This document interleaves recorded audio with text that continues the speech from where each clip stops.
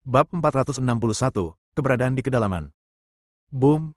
Kelelawar beracun yang menggunakan sayapnya untuk melindungi dirinya dipukul keras oleh Fang Yu dan meledak. Monster tingkat 9 tersingkir begitu saja. Ramuan batin seukuran kepalan tangan yang bersinar redup dipegang di tangan Fang Yu.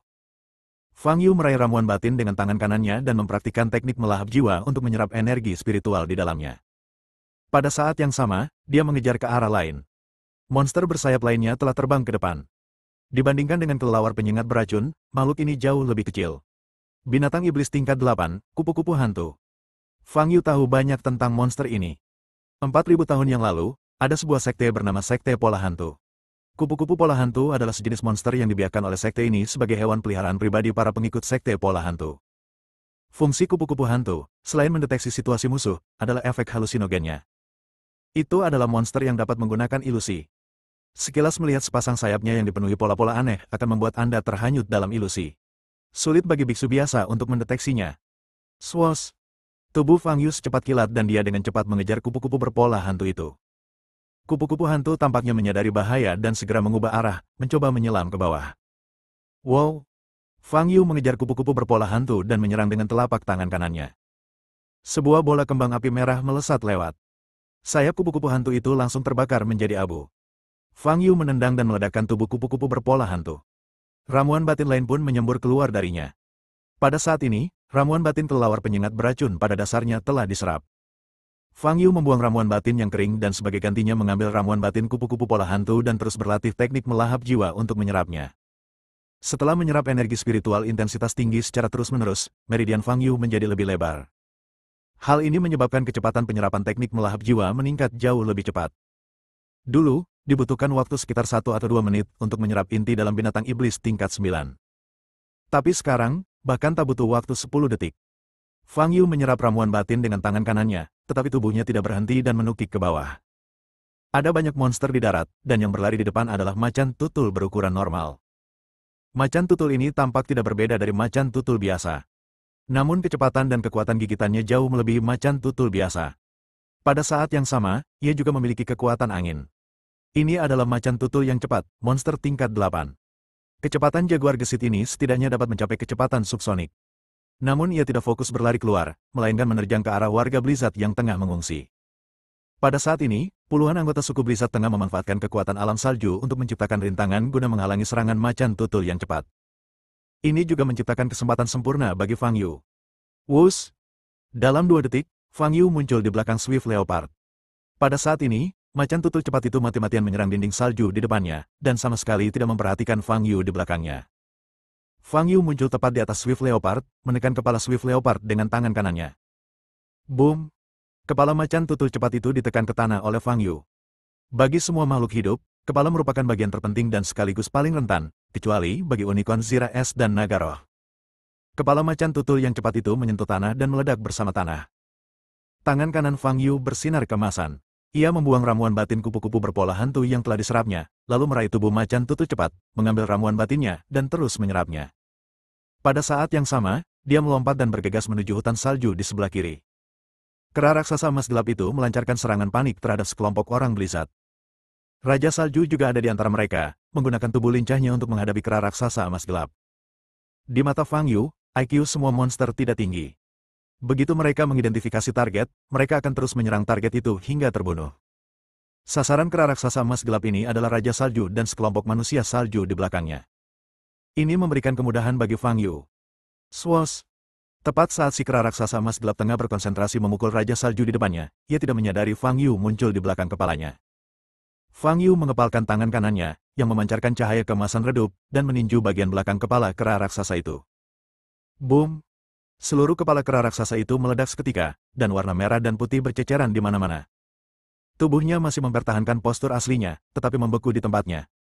Fang Yu melintas di depan kera raksasa itu, mencengkeram dada kera raksasa itu dengan tangan kanannya, mengeluarkan pil batin yang bersinar darinya, lalu menyerbu ke arah lain. Raja Salju dan kelompoknya yang semula terkunci dalam pertempuran sengit, menatap kosong ke arah Fang Yu pergi. Manusia salju yang tanpa ekspresi itu kini membuka mulut mereka membentuk lingkaran. Di hadapan mereka, sosok Fang Yu yang bersinar dengan cahaya kemasan redup, berkelebat di antara hutan bersalju. Setiap kali dia muncul, monster akan jatuh. Hanya dalam beberapa menit, hampir setengah dari 30 monster terbunuh. Dilihat dari pengalaman visualnya, ini terlalu mudah. Ini semua adalah monster tingkat tinggi level 8 atau 9. Di dunia luar, dibutuhkan banyak tenaga manusia dan biaya untuk menangani satu saja dari mereka.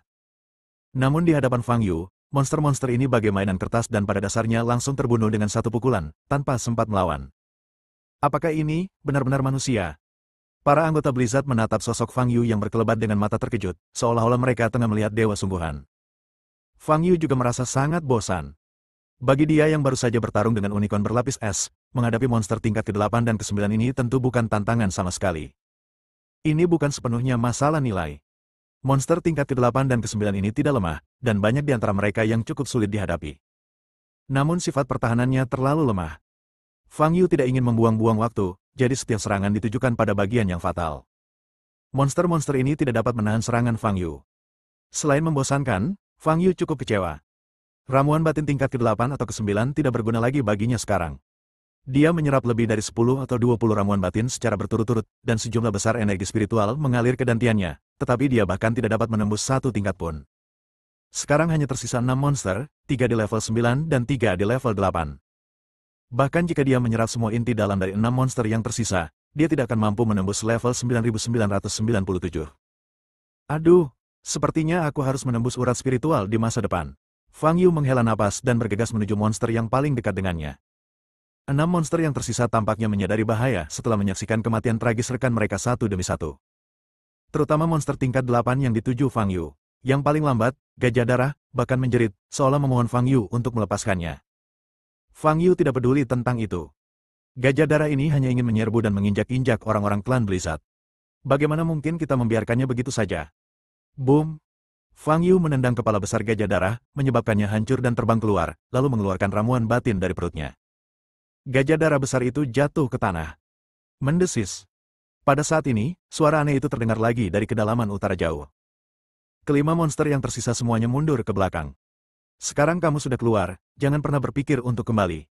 Fang Yu terlalu malas untuk mengejar mereka lagi, jadi dia mengaktifkan cincin halus di jari kanannya dan meninju 5 kali ke arah di mana kelima monster itu melarikan diri. Dia tidak mau lagi meminum ramuan batin itu, toh tidak ada gunanya. Pah! Retakan muncul satu demi satu di kehampaan di depan Fang Yu. 5 pukulan, yang mengerahkan kekuatan hukum ruang, menghantam 5 monster yang ingin melarikan diri kembali ke kedalaman. Tubuh kelima monster itu meledak hampir seketika, dengan darah dan daging beterbangan di mana-mana. Setelah kelima monster itu mati mendadak, seluruh hutan salju kembali sunyi. Tidak seorang pun berbicara, atau lebih tepatnya, tidak seorang pun yang dapat berbicara. Mata semua orang terfokus pada Fang Yu dengan ekspresi kusam. Fang Yu tidak memperhatikan situasi di sekitarnya. Dia mengerutkan kening dan menatap ke depan, jauh ke utara jauh. Dia ingin mencari tahu dari mana suara itu berasal. Jadi Fang Yu melepaskan indera spiritualnya dan menyebarkannya ke depan. Hanya dalam beberapa detik, kesadaran spiritual melintasi penghalang dan memasuki posisi yang lebih dalam. Di sini juga terdapat area luas puncak gunung yang tertutup salju, dan tidak ada kehidupan yang terlihat untuk saat ini. Namun masa depannya cukup luas. Indera spiritual Fang Yu menyebar ke depan sekitar 2 km, tetapi informasi yang diterimanya masih sepenuhnya putih. Siapa yang membuat suara itu? Bagaimana asalnya? Mengapa suaranya bisa sampai sejauh itu? Fang Yu mengerutkan keningnya lebih erat, dan indera spiritualnya terus menyelidiki ke dalam. Boom! Detik berikutnya, kesadaran Fang Yu tiba-tiba membentur sesuatu, dan terdengar suara keras di kepalanya, diikuti oleh kegelapan. Bab 462, Berita dari Istana Xian. Suara itu bertahan selama 3 atau 4 detik dalam pikiran Fang Yu sebelum menghilang. Pada saat yang sama, kesadaran spiritual Fang Yu telah menyusut. Itu bukan kontraksi dirinya sendiri, tetapi kekuatan tak terlihat yang memaksa kesadarannya kembali. Fang Yu menyipitkan matanya dan menatap ke depan, jauh ke dalam penghalang. Dari sudut pandang saja, yang ada di sana hanyalah puncak-puncak yang diselimuti salju putih, tidak berbeda dengan area di luar hutan salju. Namun bagian paling utara Cina memiliki radius hampir 10.000 km, dan dengan hutan salju ini sebagai batasnya, kedalamannya dapat mencapai setidaknya 1.000 atau 2.000 km lebih. Dan tidak seorang pun tahu apa isinya. Sejak zaman dahulu kala, daerah utara jauh jarang penduduknya. Tempat ini dianggap sebagai tempat terlarang yang diakui di Tiongkok. Tentu saja, alasannya bukan karena legenda yang mengerikan, tetapi terutama karena lingkungan di utara jauh terlalu keras. Tanpa kepastian memperoleh manfaat, tidak ada seorang pun yang mau berjalan-jalan di tempat bersalju dan sepi seperti itu. Apakah kamu ingin masuk? Fang Yu berdiri di sana, berpikir. Pada saat ini, Raja Salju di belakang telah sadar dan segera datang ke sisi Fang Yu. Fang Yu, sungguh, terima kasih banyak. Kalau bukan karenamu hari ini, aku benar-benar tidak tahu bagaimana aku akan menghadapinya. Ucap Raja Salju penuh terima kasih dan bahkan ingin berlutut. Fang Yu memeluk Raja Salju dan berkata sambil tersenyum, kita adalah teman lama. Tidak perlu berterima kasih dan berlutut untuk masalah sekecil ini. Masalah kecil? Raja Salju memiliki ekspresi aneh di wajahnya.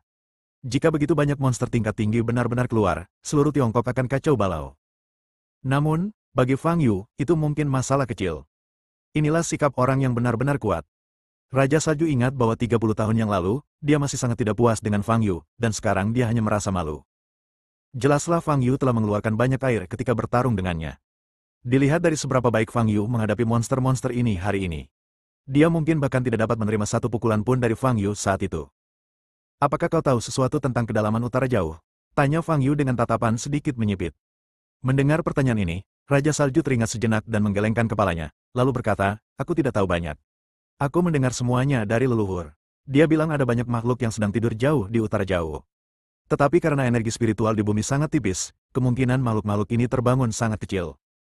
Karena tempat ini terletak di belakang wilayah klan Blizzard, nenek moyang kami memasang penghalang di luar hutan salju untuk memisahkan bagian dalam dan luar, untuk berjaga-jaga. Tetapi tidak seorang pun menyangka bahwa semua makhluk ini akan bangun hari ini. Rupanya Raja Salju juga tidak tahu banyak. Fang Yu menoleh lagi dan melihat ke dalam kedalaman. Baru saja ketika aku menggunakan indera spiritualku untuk menjelajahi jalan masuk, aku menyadari satu hal. Padang salju yang luas di utara jauh bukanlah dataran yang luas, melainkan tidak rata. Namun karena tertutup salju tebal, sulit untuk melihat seperti apa medan aslinya. Selain itu, susunan dan kombinasi beberapa puncak salju tampak agak aneh, dan entah mengapa mengikuti pola tertentu, meskipun Fang Yu tidak dapat melihatnya untuk saat ini.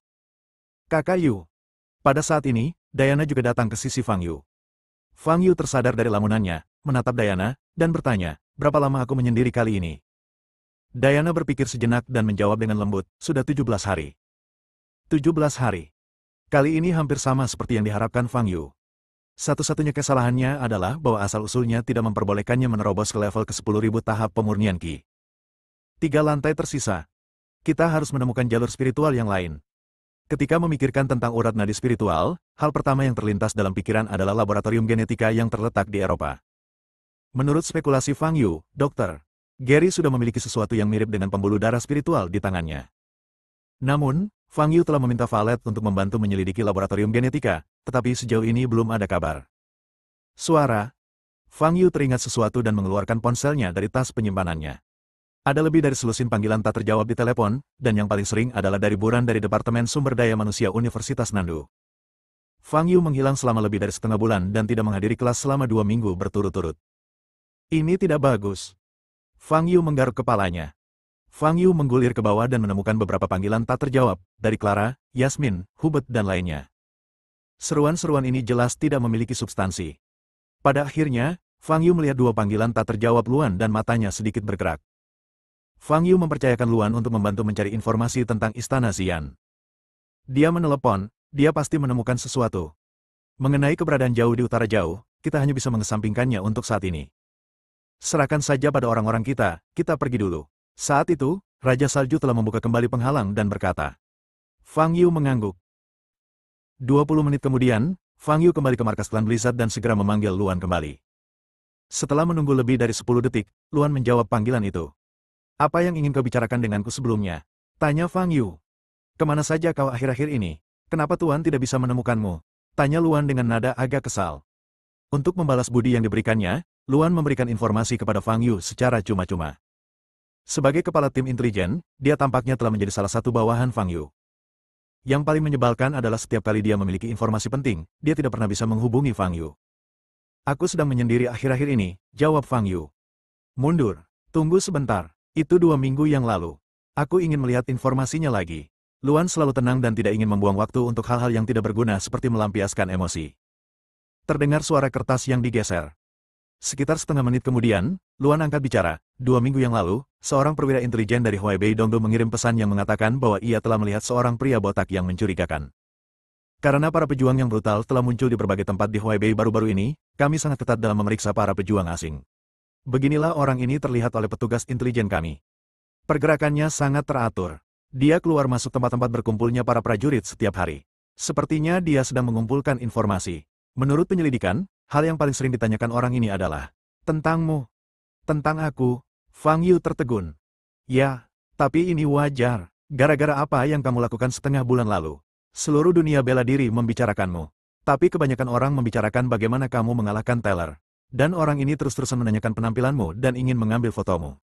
Namun berdasarkan hal ini saja, petugas intelijen menganggapnya agak aneh dan tidak terlalu memikirkannya. Tapi 2 minggu yang lalu, pria itu minum-minum di sebuah kedai. Dia tampak mabuk dan terlibat konflik dengan prajurit lain. Kedua belah pihak pun bertempur. Setelah mengatakan ini, Luan berhenti sejenak. Pria itu menggunakan sihir yang berhubungan dengan api ungu. Fang Yu bertanya dengan tatapan dingin. Tidak, kata Luan, saat mereka bertarung, mereka tidak menggunakan sihir, hanya pertarungan fisik. Pria botak itu meremukkan prajurit itu dan memukulinya hingga kepalanya berdarah. Prajurit itu tidak yakin dan bertanya dari mana asalnya, sambil mengancam akan membalas dendam. Lalu, si botak tertawa terbahak-bahak dan berkata dia dari Istana Xian. Dia menyuruh prajurit itu untuk mencarinya jika dia punya nyali. Langsung disebutkan Istana Xian. Ekspresi Fang Yu sedikit berubah, dan dia bertanya, apa yang terjadi selanjutnya? Lalu pria botak itu tampaknya menyadari bahwa ia telah mengatakan hal yang salah. Raut wajahnya berubah dan ia berbalik, meninggalkan pub, dan kembali ke kediamannya, kata Luan. Lalu apakah kau mengikuti keberadaannya? Tanya Fang Yu. Agen intelijen kami telah melacaknya, tetapi pria botak ini tidak pernah muncul sejak dia kembali ke kediamannya, kata Luan dengan suara berat. Tidak pernah muncul lagi? Fang Yu mengerutkan kening. Ya, dia kembali ke hotel, kembali ke kamarnya, dan tidak pernah meninggalkan kamar lagi. 24 jam kemudian, petugas intelijen kami meminta pelayan untuk memeriksa dan mendapati tidak ada orang di dalam. Luan berhenti sejenak dan berkata, ini semua informasi yang kami miliki. Fang Yu terdiam beberapa saat, lalu menjawab, baiklah, terima kasih. Setelah menutup telepon, Fang Yu menatap salju putih di luar dengan mata dingin. Dia tahu bahwa informasi itu benar. Meskipun pihak lain tidak menggunakan api ungu, dia mengungkapkan identitas Istana Api Ungu. Istana Xian telah hancur selama bertahun-tahun, dan tidak banyak orang di dunia seni bela diri saat ini yang mengetahui keberadaannya, jadi tidak ada yang namanya menyombongkan diri. Pihak lain datang ke Huaibei secara khusus untuk menanyakan berita Fang Yu, yang merupakan sebuah sinyal. Sisa-sisa Istana Xian itu, mungkin sudah mengetahui keberadaan Fang Yu. Hanya saja mereka tidak percaya Fang Yu masih hidup, jadi mereka mengirim orang ke Huaibei untuk memverifikasi. Buffalo, aku akan segera menemukanmu. Mata Fang Yu setajam pedang, dan dia memancarkan niat membunuh. Bab 463, Pola Aneh. Setelah menangani masalah lanjutan, Raja Salju dan Gadis Salju kembali ke perkemahan dasar bersama-sama. Gadis Salju mengalami cedera dalam dan sedang menerima perawatan. Di dalam bangunan kuno yang tertutup salju tebal, Fang Yu duduk di tanah, Diana duduk di sampingnya, dan Raja Salju duduk di hadapannya. Sebuah bola api merah menyala di depan Fang Yu, meningkatkan suhu seluruh aula secara signifikan. Jangan membuatnya terlalu panas, nanti rumahku meleleh, kata Raja Salju sambil tersenyum. Baru saja menyelesaikan krisis besar, dia merasa jauh lebih santai. Kalau meleleh, bangun saja. Bukankah bakat klan Blizzardmu adalah membangun gedung dengan cepat? Kata Fang Yu sambil tersenyum. Jika kepala suku tua itu mendengar apa yang kau katakan, dia pasti akan berdebat denganmu, kata Raja Salju. Saat menyebut nama patriark tua, mata Fang Yu bergerak sedikit. Saat pertama kali berhadapan dengan klan Blizzard, bocah tua nakal itu meninggalkan kesan mendalam padanya. Namun kali ini, ketika aku kembali ke base camp suku Blizzard, aku tak lagi bisa melihat lelaki tua itu.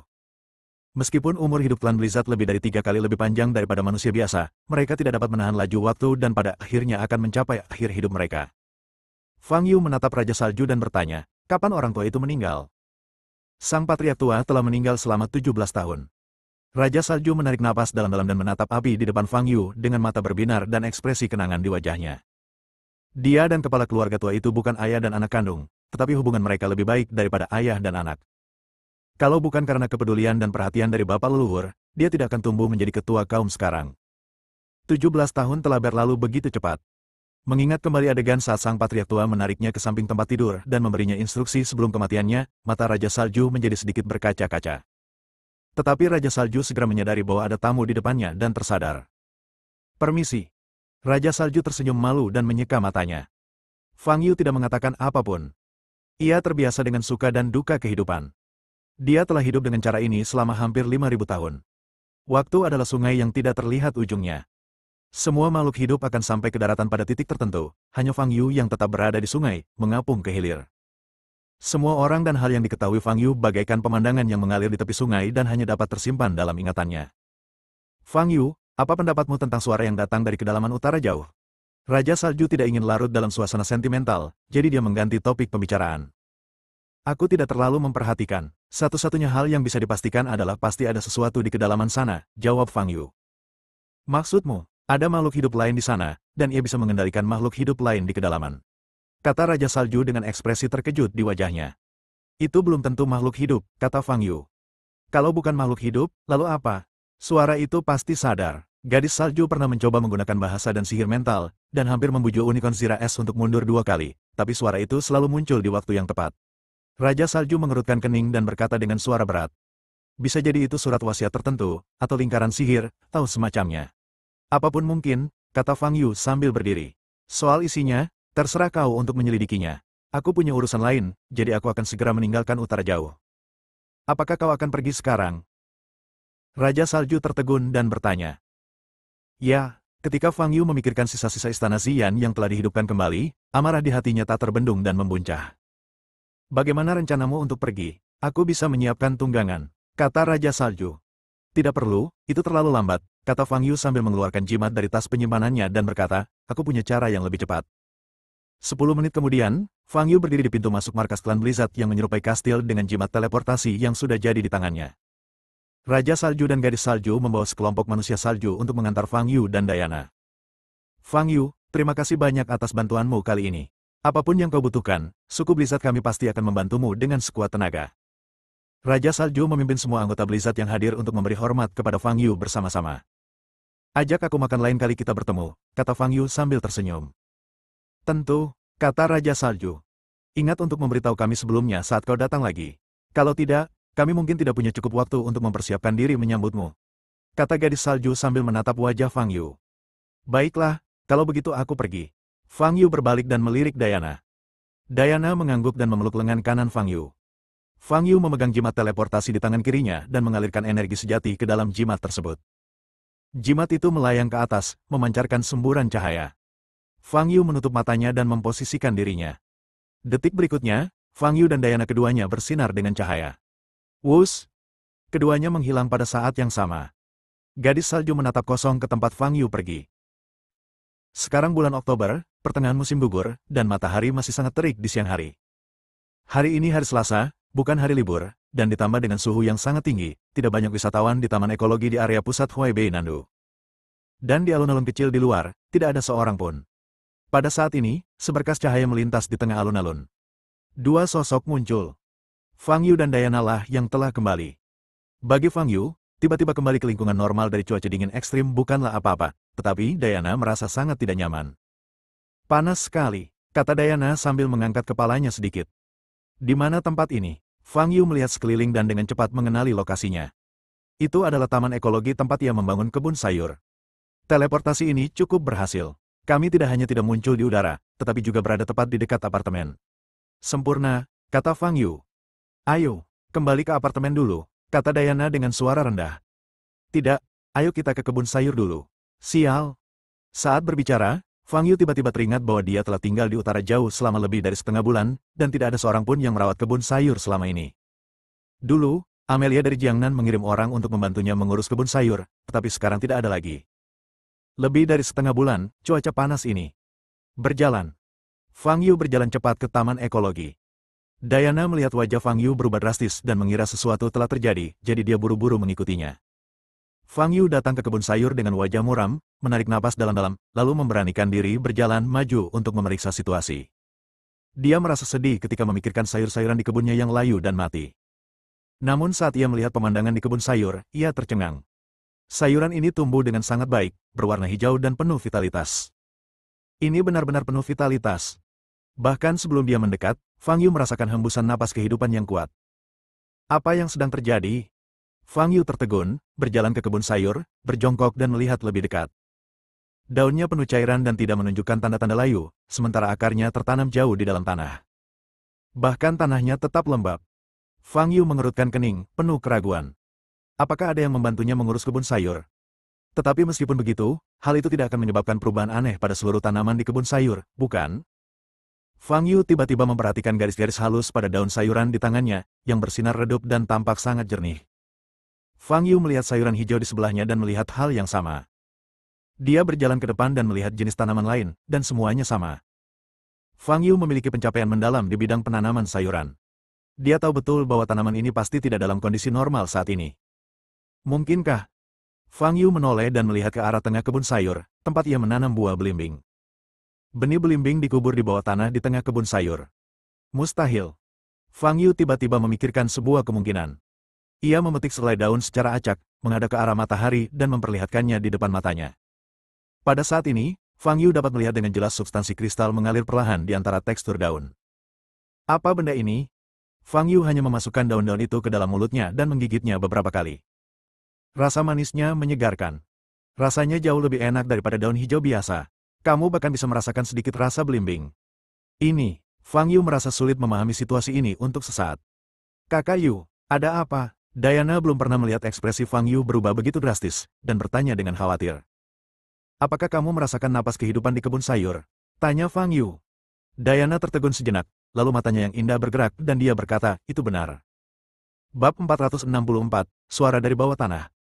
Semakin dekat Anda dengan lokasi biji belimbing, semakin kuat nafas kehidupan. Fang Yu memikirkannya dan berjalan ke gudang peralatan di depan, di mana masih ada banyak benih sayuran. Saya mengambil 3 benih secara acak dan kembali ke tengah kebun sayur. Fang Yu menanam ketiga benih itu ke dalam tanah bersama-sama.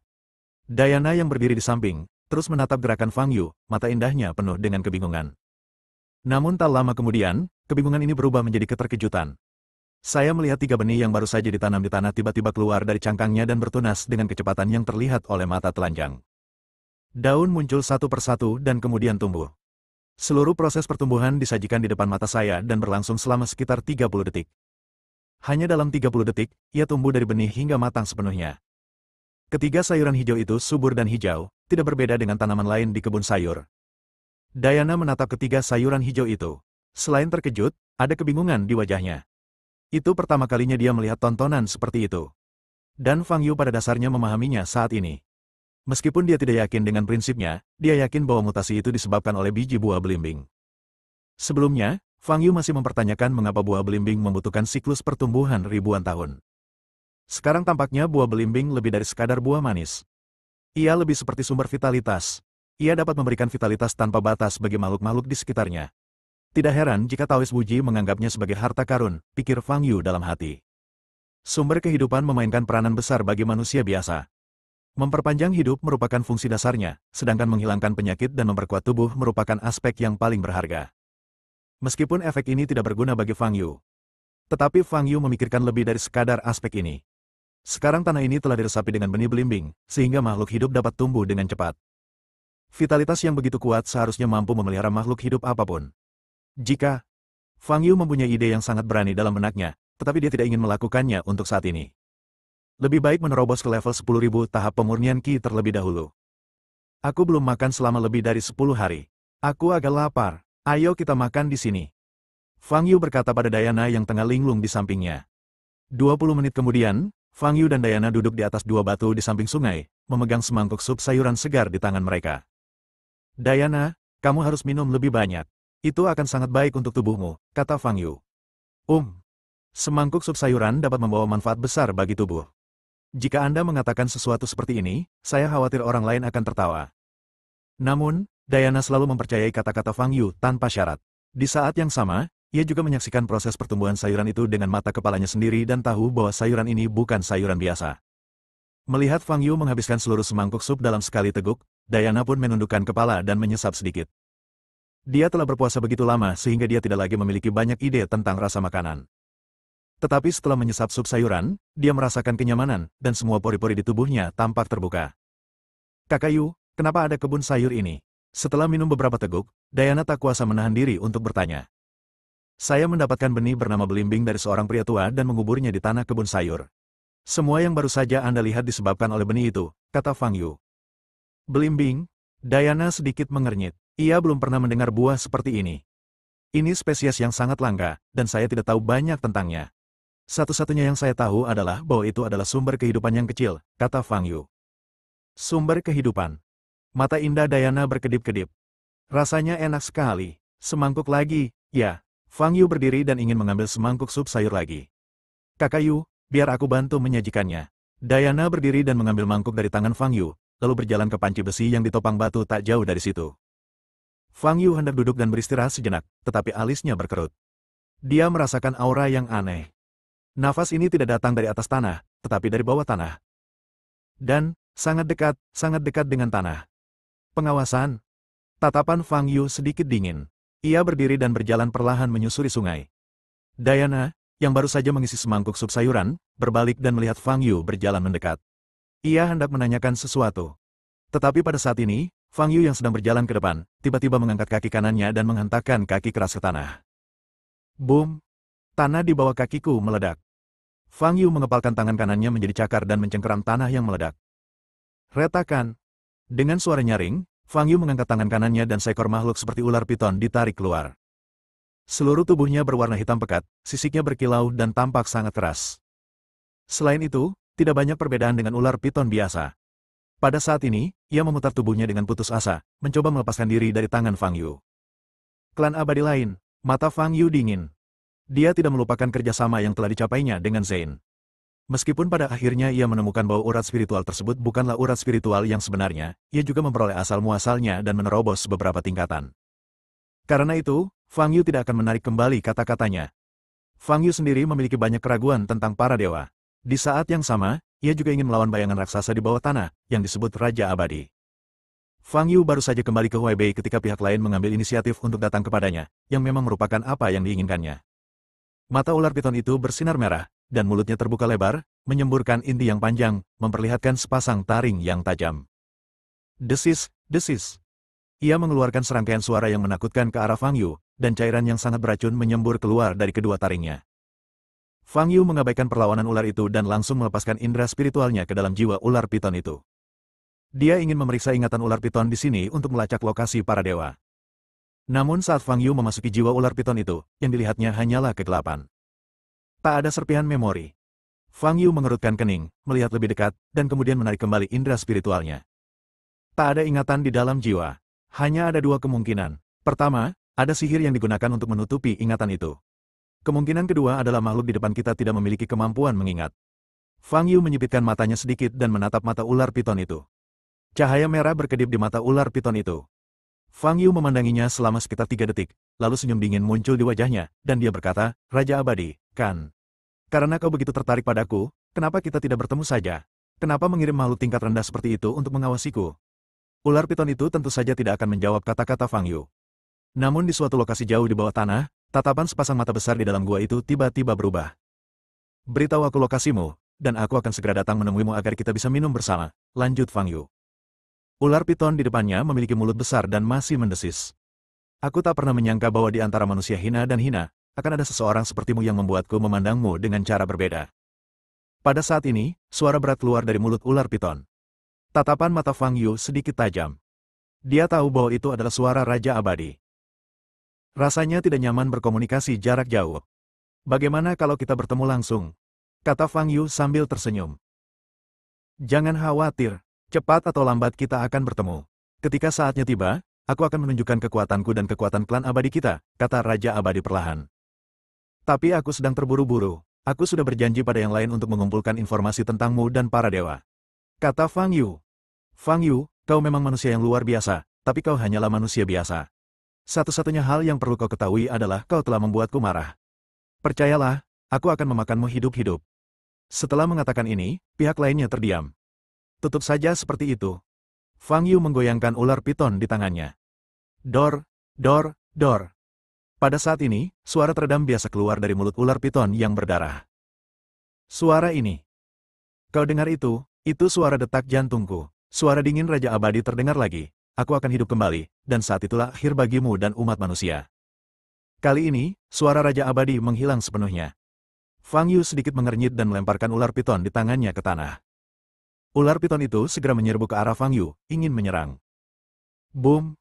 Fang Yu menginjak kepala ular piton itu.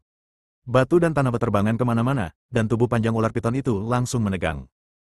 Fang Yu berbalik, berjalan ke arah Diana, mengambil semangkuk sup sayuran dari tangannya, dan meminumnya sekaligus.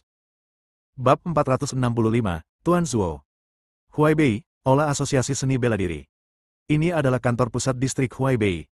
Gedung-gedungnya cukup mewah.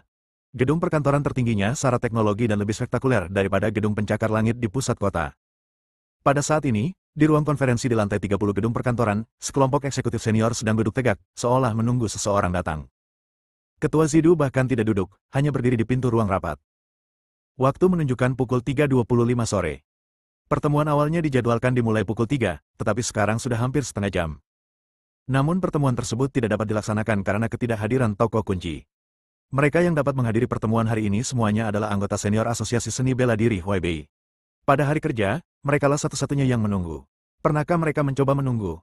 Tetapi orang ini hari ini membuat kelompok eksekutif senior ini tidak memiliki keluhan, dan mereka bahkan tidak berani menunjukkan ketidaksenangan apapun. Zidu berdiri di pintu tanpa ekspresi di wajahnya. Sekitar 10 menit kemudian, sesosok muncul di pandangan Zidu, berjalan menuju ruang rapat, tidak terburu-buru maupun lambat. Bahkan bisa dikatakan malas. Sebelum ada seorang pun mendekat, Zidu mencium bau alkohol yang kuat, yang hampir menyesakkan. Namun, Zidu masih menunjukkan ekspresi yang sangat hormat di wajahnya, membungkuk dan berkata, "Tuan Zuo, Anda di sini, kami telah lama menunggu Anda." Pria parubaya bernama Rahul Zuo memiliki rambut panjang yang diikat kepang di belakang, wajah yang cerah tanpa janggut, dan tatapan mata yang menerawang. "Maaf, saya pergi ke rumah teman untuk makan siang dan minum anggur, jadi saya tidak memperhatikan waktu." "Anda tidak menunggu lama, kan?" kata Master Rahul dengan wajah mabuk. Tidak akan lama, Tuan Zuo, silakan masuk," kata Zidu berulang kali. Saat Guru Zuo memasuki ruang konferensi, semua eksekutif senior yang duduk di sana berdiri dan membungkuk untuk menyambutnya. "Baiklah, silakan duduk, kita bisa mulai rapatnya," kata Rahul dengan tidak jelas dan duduk di kursi pertama di ruang rapat. Zidu duduk di sebelahnya. Tuan Zuo, mari kita mulai pertemuannya secara resmi," kata Zidu. Ayo mulai," kata Guru Zuo sambil menyipitkan mata. Zidu menatap Rahul dalam-dalam, lalu berbalik menatap eksekutif senior lain di sampingnya dan memintanya untuk mulai berkhotbah. Dalam sebulan terakhir, sejumlah besar pejuang yang ganas telah muncul di berbagai wilayah perkotaan Huaibei. Para pejuang ini memiliki karakteristik yang sama. Tubuh mereka besar, kekuatan mereka luar biasa, dan keadaan mereka ganas. Mereka akan menghancurkan apapun yang ada di depan mereka, terutama manusia. Mereka menyerang siapapun yang mereka lihat tanpa pandang bulu, dan langsung merenggut nyawa orang tersebut. Dalam sebulan terakhir, banyak warga sipil tewas di tangan para pejuang yang kejam ini. Jumlahnya begitu tinggi hingga mengejutkan. Persatuan Seni Bela Diri kita telah mengambil tindakan balasan dan mengirimkan para prajurit. Namun, karena kekuatan fisik para prajurit yang ganas ini dan ketidakpastian mereka, kita berada dalam situasi yang sangat sulit. Eksekutif senior tersebut membagikan beberapa data dan karakteristik tentang para pejuang kekerasan. Namun sebelum dia selesai membaca separuh naskahnya, suara dengkuran keras terdengar di ruang konferensi. Para eksekutif senior menatap Master Zuo yang sedang tidur di meja dengan ekspresi aneh di wajah mereka. Betapapun sabarnya Zidu, raut wajah tidak senang tampak di wajahnya. Ini Guru Zuo, Rahul Zuo, yang dikirim oleh petinggi untuk mendukung mereka. Sikap ini terlalu arogan, dia sama sekali tidak menganggap serius komunitas seni bela diri Huaibei. "Presiden, ini," eksekutif senior yang bertanggung jawab atas presentasi itu memandang Zidu. Wajah Zidu muram dan dia hendak berbicara. "Kamu nampaknya sangat tidak senang padaku." Pada saat ini, suara dengkuran yang bergema di seluruh ruang konferensi tiba-tiba berhenti, dan digantikan oleh suara yang sedikit feminin. Wajah para eksekutif senior berubah dan mereka semua memandang Guru Zuo, yang berada di depan. Pada suatu saat, Guru Zuo duduk tegak, mengamati seluruh hadirin dengan mata tajam. Auranya saat ini benar-benar berbeda dari sebelumnya. Yang paling aneh adalah bahkan bau alkohol yang kuat di tubuhnya tiba-tiba menghilang. "Presiden Zhao, saya harap Anda mengerti satu hal. Saya di sini untuk membantu Asosiasi Seni Bela Diri Huaibei Anda. Saya sangat berterima kasih kepada Anda." Guru Zuo menatap Zidu dengan tatapan dingin dan berkata, "Bahkan jika saya tertidur, Anda harus sangat menghormati saya."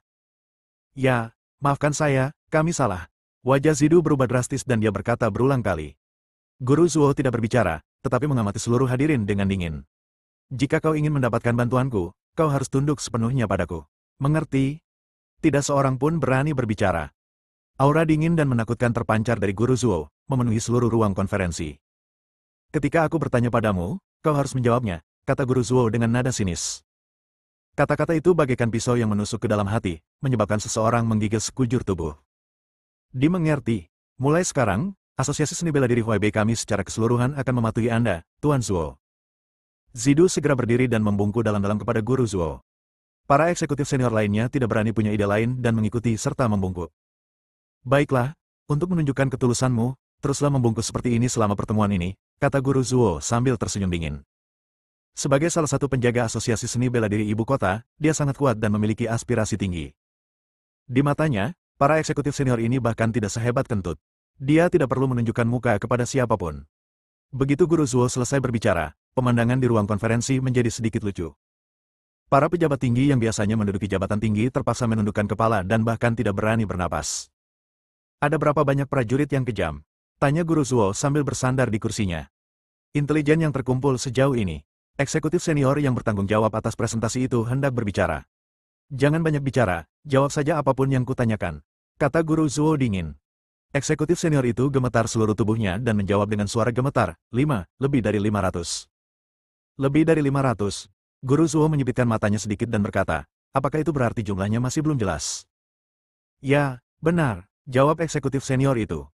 Kalau begitu, mari kita selidiki dulu jumlah prajurit yang kejam ini. Aku butuh angka yang akurat hingga 1 digit, kata Guru Zuo dingin. Dimengerti, jawab eksekutif senior itu segera. Setelah mengatakan ini, Guru Zuo terdiam. Seluruh ruang konferensi menjadi hening. Setelah beberapa lama, Guru Zuo tiba-tiba bertanya, aku ingin bertemu Fang Yu, orang yang sangat populer sebelumnya. Melihat tak seorang pun berani menjawab, Zidu berkata, Tuan Zuo, kami sudah lama ingin bertemu anak ini, tetapi dia tampaknya tidak mau. Aku tidak peduli dia mau datang atau tidak. Aku tetap ingin menemuinya. Guru Zuo berkata dengan dingin, kalau dia tidak mau datang, paksa saja dia. Mengerti? Tapi dia. Dahi Zidu dipenuhi keringat dingin. Dia telah menyaksikan sendiri proses kekalahan Saint bela diri Teller oleh Fang Yu. Dia tahu betapa mengerikan kekuatan Fang Yu. Jika Fang Yu tidak ingin bertemu Guru Zuo, siapa yang bisa memaksanya? Oh, kau benar-benar tidak bisa berbuat apa-apa padanya. Guru Zuo menyentuh dagunya dan tersenyum dingin. Baiklah, lupakan saja masalah ini, aku bisa mengurusnya sendiri. Zidu menghela napas lega. Sekian untuk hari ini, aku harus kembali dan beristirahat. Guru Zuo berdiri, berbalik, dan hendak meninggalkan ruang rapat. Sebelum pergi, dia menepuk kepala Zidu dan berkata, ikut aku. Setelah mereka berdua meninggalkan ruang konferensi bersama, semua eksekutif senior di ruang konferensi berani menegakkan punggung mereka dan mengeluh dengan getir. Mereka tak pernah menyangka Rahul dari ibu kota ini akan begitu sulit bergaul. Dia bahkan lebih arogan dan lancang daripada orang penting manapun yang pernah mereka temui. Namun mereka tidak dapat menolak. Dia adalah wali dari Asosiasi Seni Bela Diri Ibu Kota, dan jangan tersinggung. Zidu berjalan di samping Guru Zuo dan naik lift ke bawah bersama. Sepanjang jalan, Guru Zuo tidak berbicara, dan Zidu juga tidak berani berbicara, dahinya dipenuhi keringat. Presiden Zhao, saya tiba di Huaibei tadi malam, tetapi Anda tidak datang untuk menyambut saya. Ini membuat saya sedikit tidak senang, kata Guru Zuo ringan. Zuo, Tuan Zuo, saya sedang menangani beberapa urusan resmi yang mendesak tadi malam. Zidu menjelaskan dengan tergesa-gesa. Bagaimana kalau begini, kamu atur saja acara yang menyenangkan untukku hari ini.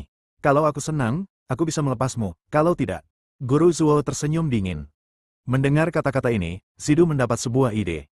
Dia telah mengetahui sebelumnya bahwa Rahul dari ibu kota ini tampaknya sangat menyukai wanita.